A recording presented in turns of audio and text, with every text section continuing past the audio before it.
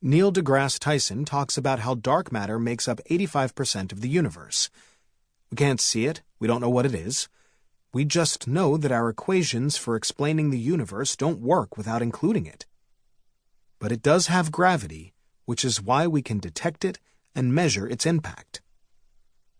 It's the same way with life, except that our dark matter is cycles. We can't see them, we can't touch them, and there are too many to fathom, but every single one affects us to some degree at multiple points in our lives. They're the invisible underlying currents that drive us.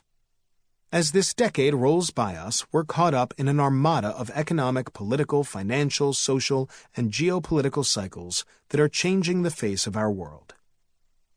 We're about to move much deeper into the most intense phase of the economic winter season in my 80-year economic cycle. More on this later.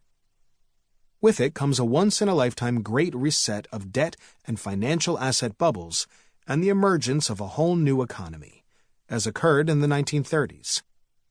Think of the advantages if you could have seen that great reset coming. The sale of a lifetime in financial assets back then. We are also entrenched in the converging downside of the four fundamentals.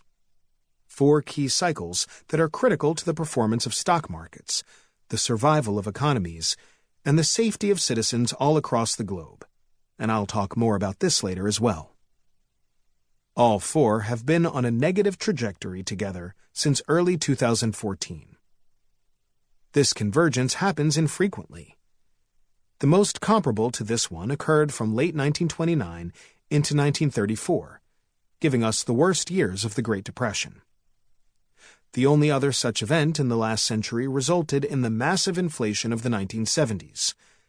This cycle will continue to deepen through early 2020, with aftershocks into at least 2022.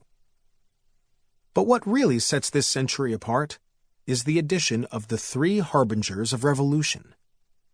We last saw the most turbulent of these three cycles, the 250-year revolution cycle, during the American and Industrial Revolutions of the late 1700s.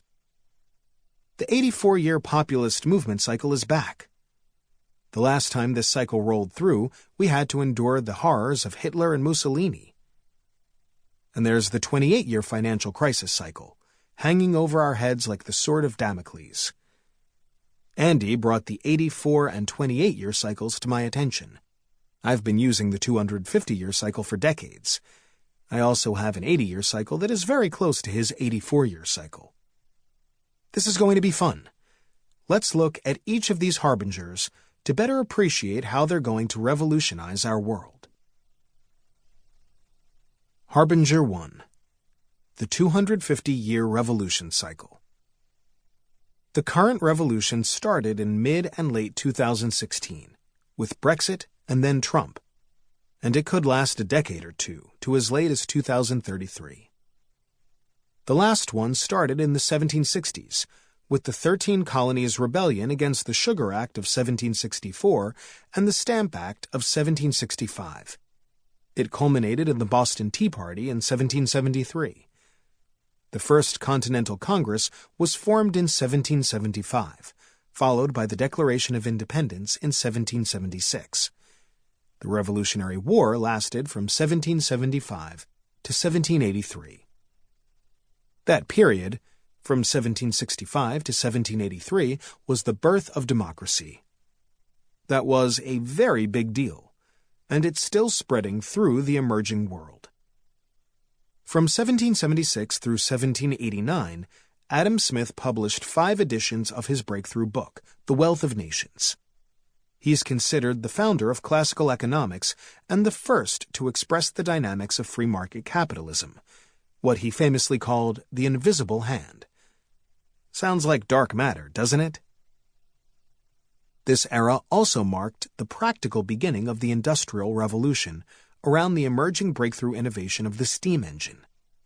I call this When Harry Met Sally. Two opposite principles converged to create the greatest advance in standard of living in perhaps all of modern history. Capitalism rewards individual contribution and risk-taking. Democracy is inclusive, giving everyone a say via the right to vote. This aligns the troops with the generals.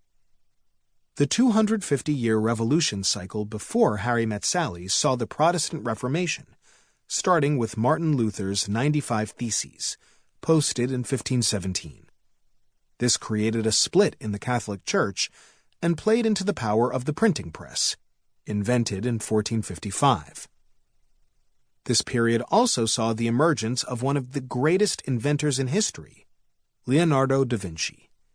There was a clear intellectual revolution in this late stage of the Renaissance, from roughly 1517 to 1532.